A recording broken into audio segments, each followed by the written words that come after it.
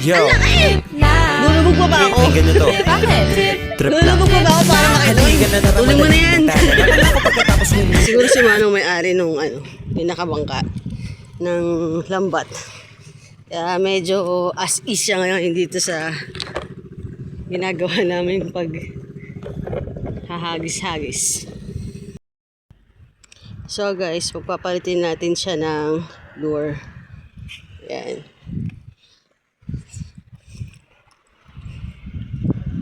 Boss! Baka gusto mo palta ng ma-blue. Mukhang hindi effective yan eh. Mukhang hindi effective to si ano natin eh. Baka may ma-blue-blue. Ano mo blue ba? Blue or white, boss. Mas maganda yon. Effective yun, boss. Maganda pala may ganito, no? Oy, nagkaka-idea mga tao. Saan? Saan dyan? Boss, blue lang, di mo pa alam.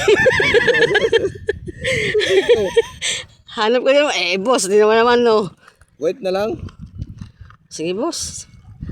Wag blue. Nandun yung blue eh. Ano ba yung blue? Boss, patanong ba yan o ano? Andun eh. Microchip. Oh. Ano? Boss, ano bang hinahanap mo? Yung kulay o yung kleng-kleng? Parang gusto kasi ng ano yun eh. Ganun ba yung Ano, boss? makalawangin na tong ano natin. Boss, kaya nga kailangan mo na magpalit, boss. Papalit tayo. Pag maraming angler dito, bagong negosyo. Di ba? Mamili na kayo ng mga guys ng mga fishing lures. Mga ano, hindi mo na mga matagal na hindi nakakauli. Boss, baka pwede mo papalitan yan. Mura lang dito, mura lang. O kunwari, fishing ka rin, ganyan. Tapos kung gusto mo mong English sumabit, lapit ka. Wala na yan. Master, wala na yan, master. Ito, master, the best na master. O, pili ka lang. Di ba? Oo. May mga bagong idea tayo ng business. Oh.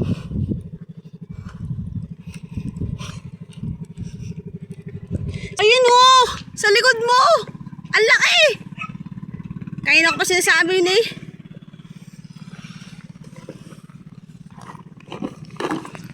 Matigas ang ulo ng ating trainee dito ah. Dine. Dito kanina pagdating pa lang natin dito nakita ayun. Dito meron dito. Lulubog pa ba ako? Lulubog pa ba ako para makita mo yun? Boss, mukhang ayaw lang talaga ng lure mo, boss. Ang dami nila eh. Yan lang oh. Ay, agila oh. Wow, nagka-glide pa. Mamaya lang yung huli mo.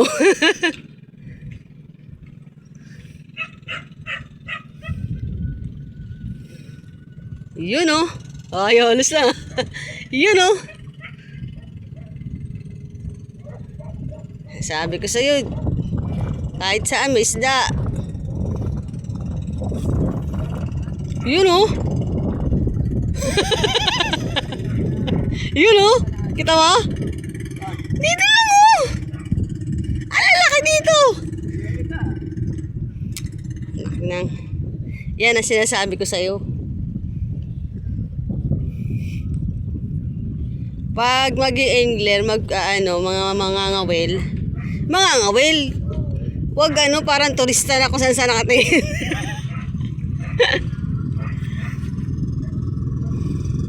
Oh. Binato.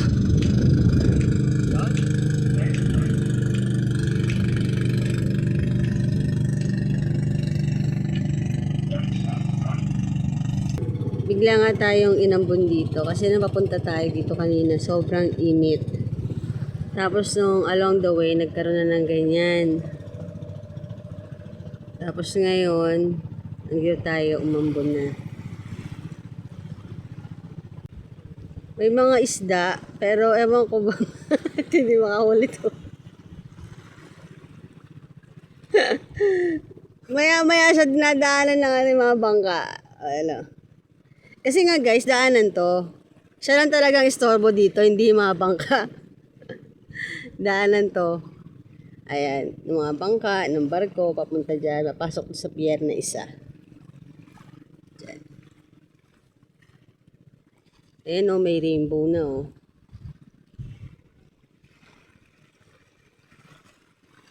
Susunod, bibili tayo.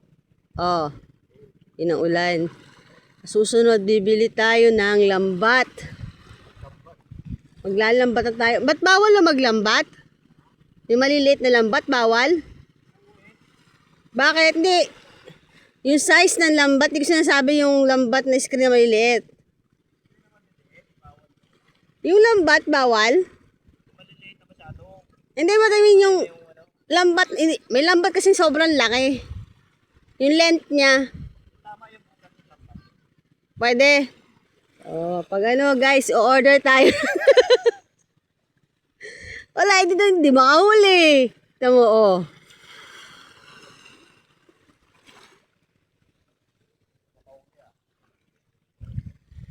Hindi na siya kilala ng mga isda.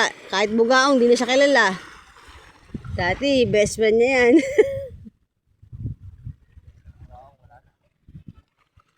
Wala na. Diba?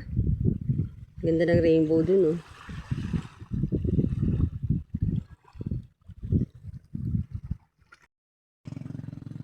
So, isa nga rin pala sa mga anglers na hindi pa nakakapunta dito, nakakatry na mag-fishing.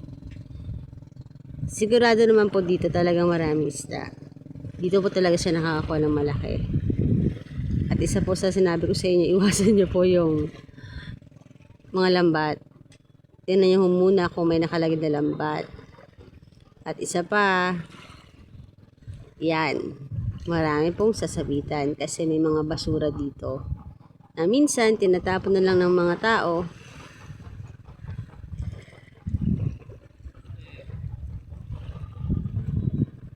Ano yan?